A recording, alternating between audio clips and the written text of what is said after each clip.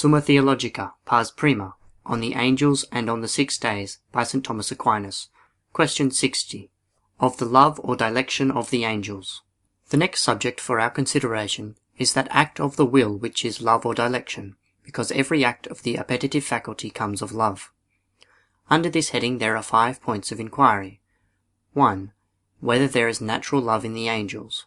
2. Whether there is in them love of choice. 3. Whether the angel loves himself with natural love or with love of choice. 4. Whether one angel loves another with natural love as he loves himself. 5. Whether the angel loves God more than self with natural love. First article, pars prima, question 60, article 1. Whether there is natural love or dilection in an angel. Objection 1. It would seem that there is no natural love or dilection in the angels. For natural love is contradistinguished from intellectual love, as stated by Dionysius, Divine Names 4. But an angel's love is intellectual, therefore it is not natural. Objection 2. Further, those who love with natural love are more acted upon than active in themselves, for nothing has control over its own nature. Now the angels are not acted upon, but act of themselves, because they possess free will, as was shown above, question 59, article 3. Consequently, there is no natural love in them. Objection 3. Further, every love is either ordinate or inordinate. Now ordinate love belongs to charity, while inordinate love belongs to wickedness. But neither of these things belong to nature, because charity is above nature, while wickedness is against nature. Therefore there is no natural love in the angels. On the contrary, love results from knowledge, for nothing is loved except it be first known, as Augustine says, on the Trinity. 10, 1 and 2. But there is natural knowledge in the angels, therefore there is also natural love. I answer that, we must necessarily place natural love in the angels. In evidence of this we must bear in mind that what comes first is always sustained in what comes after it. Now nature comes before intellect, because the nature of every subject is its essence. Consequently, whatever belongs to nature must be preserved likewise in such subjects as have intellect. But it is common to every nature to have some inclination, and this is its natural appetite or love. This inclination is found to exist differently in different natures, but in each according to its mode. Consequently, in the intellectual nature there is to be found a natural inclination coming from the will, in the sensitive nature according to the sensitive appetite, but in a nature devoid of knowledge only according to the tendency of the nature to something. Therefore, since an angel is an intellectual nature, there must be natural love in its will. Reply to objection 1. Intellectual love is contradistinguished from that natural love, which is merely natural, insofar as it belongs to a nature which has not likewise the perfection of either sense or intellect. Reply to objection 2. All things in the world are moved to act by something else except the first agent, who acts in such a manner that he is in no way moved to act by another, and in whom nature and will are the same. So there is nothing unfitting in an angel being moved to act insofar as such natural inclination is implanted in him by the author of his nature. Yet he is not so moved to act that he does not act himself, because he has free will. Reply to objection 3. As natural knowledge is always true, so is natural love well regulated, because natural love is something else than the inclination implanted in nature by its author. To say that a natural inclination is not well regulated is to derogate from the author of nature. Yet the rectitude of natural love is different from the rectitude of charity and virtue, because the one rectitude perfects the other. Even so the truth of natural knowledge is of one kind, and the truth of infused or acquired knowledge is of another. Second article, pars prima, question 60, article 2. Whether there is love of choice in the angels. Objection 1. It would seem that there is no love of choice in the angels, for love of choice appears to be rational love, since choice follows counsel, which lies in inquiry, as stated in Ethics 3:3. Now rational love is contrasted with intellectual, which is proper to angels, as is said, Divine Names 4. Therefore there is no love of choice in the angels. Objection 2. Further, the angels have only natural knowledge besides such as is infused, since they do not proceed from principles to acquire the knowledge of conclusions. Hence they are disposed to everything they can know, as our intellect is disposed towards first principles, which it can know naturally. Now love follows knowledge, as has already been stated, Article 1, question 16, Article 1. Consequently, Because there infused love, there is only natural love in the angels. Therefore there is no love of choice in them. On the contrary, we neither merit nor demerit by our natural acts, but by the love the angels merit or demerit. Therefore there is love of choice in them. I answer that, there exists in the angels a natural love, and a love of choice. Their natural love is the principle of their love of choice, because what belongs to that which precedes has always the nature of a principle. Wherefore, since nature is first in everything, what belongs to nature must be a principle in everything. This is clearly evident in man, with respect to both his intellect and his will. For the intellect knows principles naturally, and from such knowledge in man comes the knowledge of conclusions, which are known by him not naturally, but by discovery or by teaching. In like manner, the end acts in the will in the same way as the principle does in the intellect, as is laid down in Physics 2, text 89. Consequently, the will tends naturally to its last end, for every man naturally wills happiness, and all other desires are caused by this natural desire, since whatever a man wills, he wills on account of the end. Therefore the love of that good which a man naturally wills as an end is his natural love. But the love which comes of this, which is of something loved for the end's sake, is the love of choice. There is, however, a difference on the part of the intellect and on the part of the will, because, as was stated already, question 59, article 2, the mind's knowledge is brought about by the inward presence of the known within the knower. It comes of the imperfection of man's intellectual nature that his mind does not simultaneously possess all things capable of being understood, but only a few things from which he is moved in a measure to grasp other things. The act of the appetitive faculty, on the contrary, follows the inclination of man towards things, some of which are good in themselves, and consequently are appetible in themselves, others being good only in relation to something else, and being appetible on account of something else. Consequently it does not argue imperfection in the person desiring, for him to seek one thing naturally as his end, and something else from choice as ordained to such end. Therefore, since the intellectual nature of the angels is perfect, only natural and not deductive knowledge is to be found in them, but there is to be found in them both natural love and love of choice.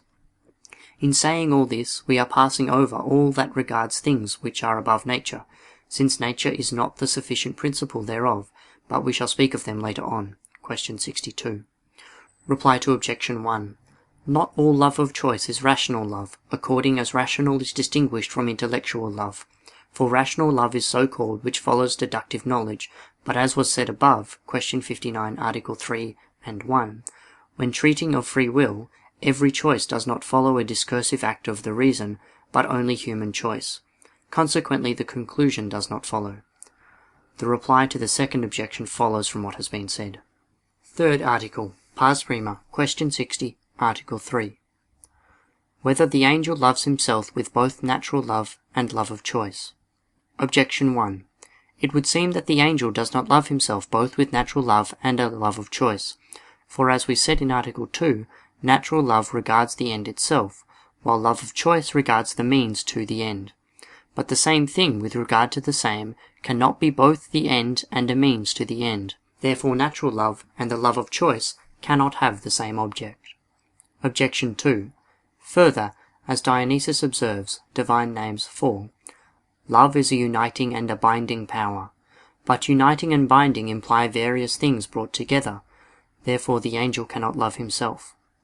Objection 3. Further, love is a kind of movement, but every movement tends towards something else. Therefore it seems that an angel cannot love himself, and either natural or elective love. On the contrary, the philosopher says, Ethics 9:8, love for others comes of love for oneself. I answer that, since the object of love is good, and good is to be found both in substance and in accident, as in clear from Ethics 1:6, a thing may be loved in two ways, first of all as a subsisting good, and secondly as an accidental or inherent good. That is loved as a subsisting good, which is so loved that we wish well to it. But that which we wish unto another is loved as an accidental or inherent good. Thus knowledge is loved, not that any good may come of it, but that it may be possessed. This kind of love has been called by the name concupiscence, while the first is called friendship. Now it manifests that in things devoid of knowledge, everything naturally seeks to procure what is good for itself, as fire seeks to mount upwards. Consequently, both angel and man naturally seek their own good and perfection. This is to love self. Hence angel and man naturally love self, in so far as by natural appetite each desires what is good for self. On the other hand, each loves self with the love of choice, in so far as from choice he wishes for something which will benefit himself. Reply to objection 1.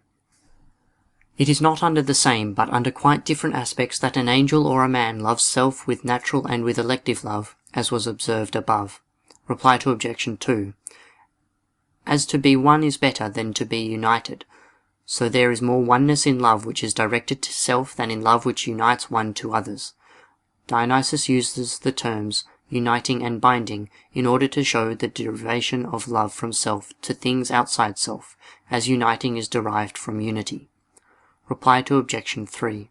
As love is an action which remains within the agent, so also is it a movement which abides within the lover, but does not of necessity tend towards something else, yet it can be reflected back upon the lover so that he loves himself, just as knowledge is reflected back upon the knower in such a way that he knows himself.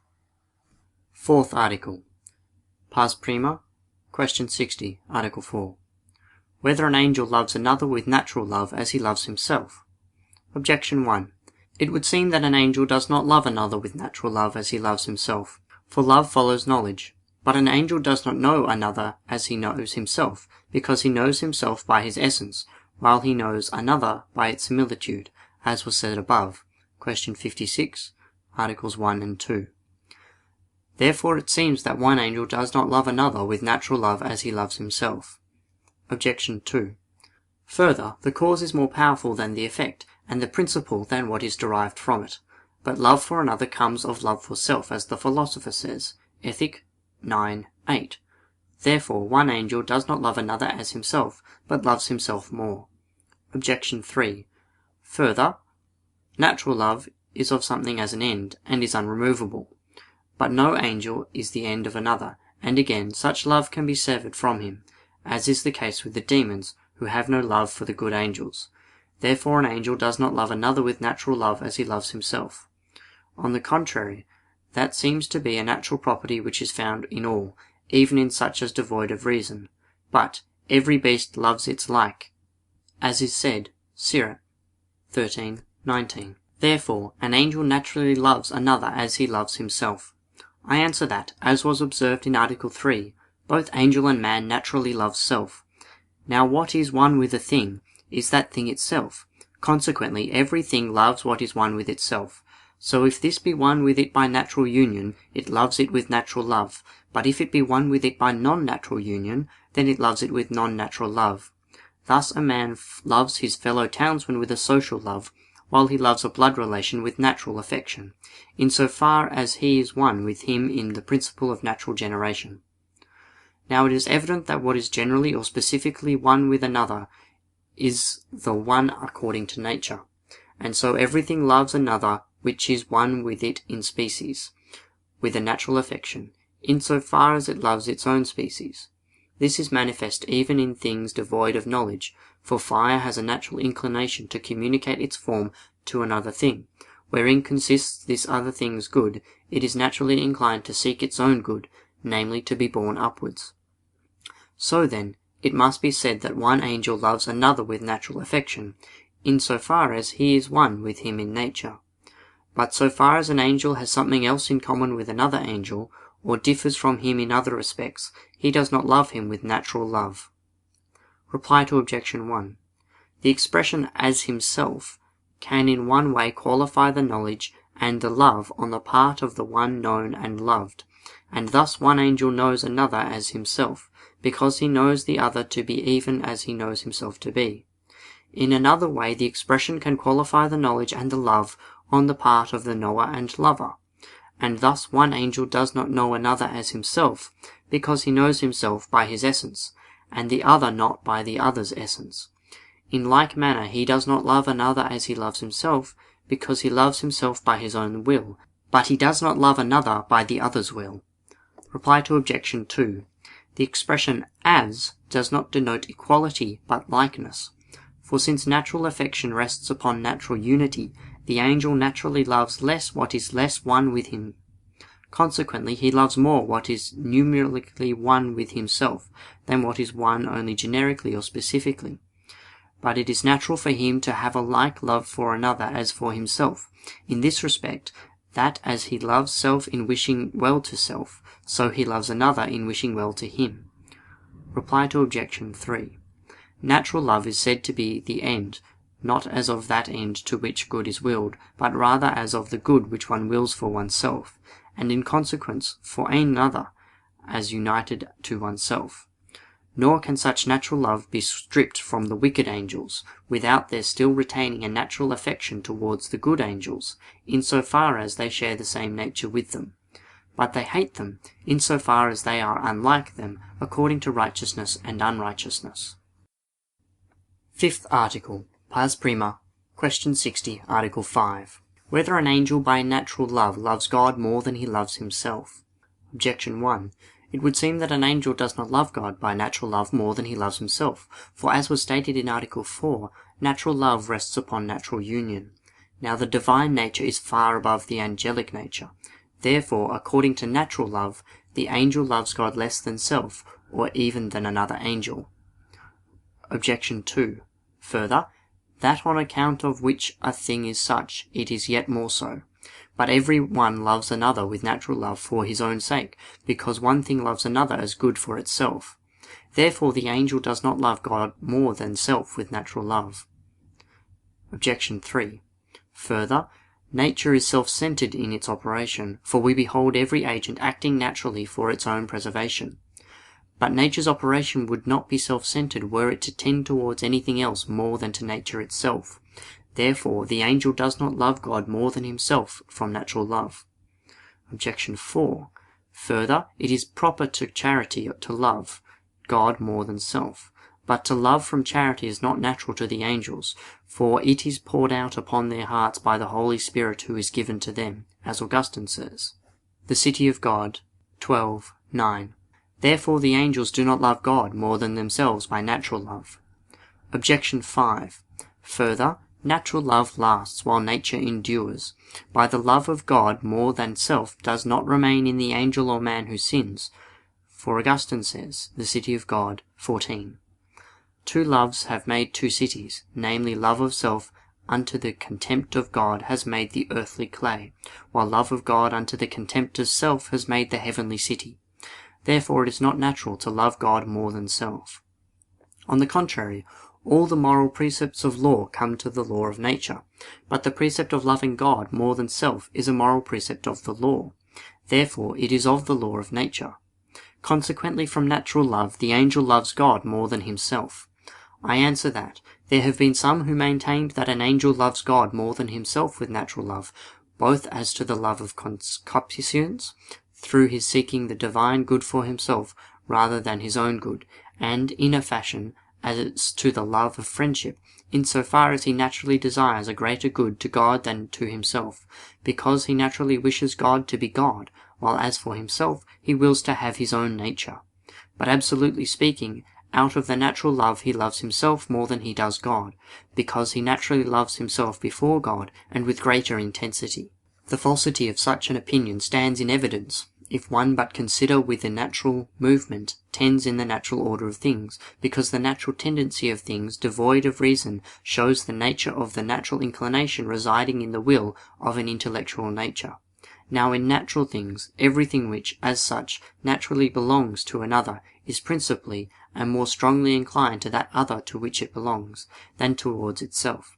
Such a natural tendency is evidenced from things which are moved according to nature, because, according as a thing is moved naturally, it has an inbound aptitude to be thus moved, as stated in Physics 2, text 78.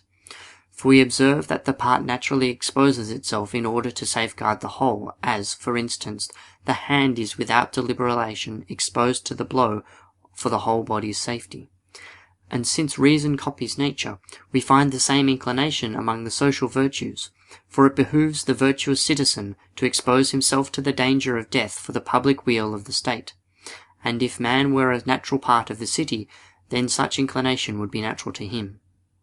Consequently, since God is the universal good, and under this good both man and angel and all creatures are compromised, because every angel in regard to its entire being naturally belongs to God, it follows that from natural love angel and man alike love God before themselves and with a greater love. Otherwise, if either of them loved self more than God, it would follow that natural love would be perverse, and that it would not be perfected but destroyed by charity. Reply to Objection 1. Such reasoning holds good of things adequately divided whereof one is not the cause of the existence and goodness of the other, for in such natures love loves itself naturally more than it does the other, inasmuch as it is more one with itself than it is with the other.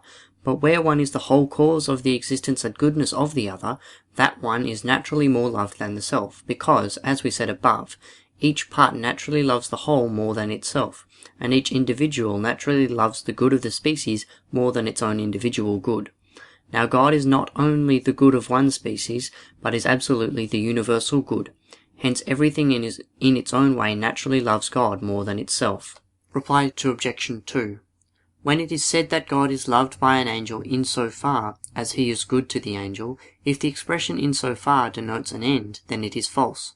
For he does not naturally love God for his own good, but for God's sake. If it denotes the nature of love on the lover's part, then it is true, for it would not be the nature of anyone to love God, except from this, that everything is dependent on that good which is God. Reply to Objection 3.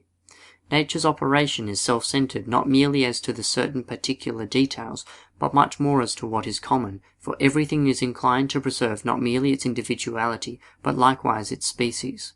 And much more has everything a natural inclination towards what is the absolutely universal good. Reply to Objection 4. God, in so far as he is the universal good, from whom every natural good depends, is loved by everything with natural love, so far as he is the good which of its very nature beatifies all with supernatural beatification, he is love with the love of charity. Reply to Objection 5. Since God's substance and universal goodness are one and the same, all who behold God's essence are by the same movement of love moved towards the divine essence as it is distinct from other things, and according as it is the universal good. And because he is naturally loved by all so far as he is the universal good, it is impossible that whoever sees him in his essence should not love him, but such as do not behold his essence know him by some particular effects, which are sometimes opposed to their will.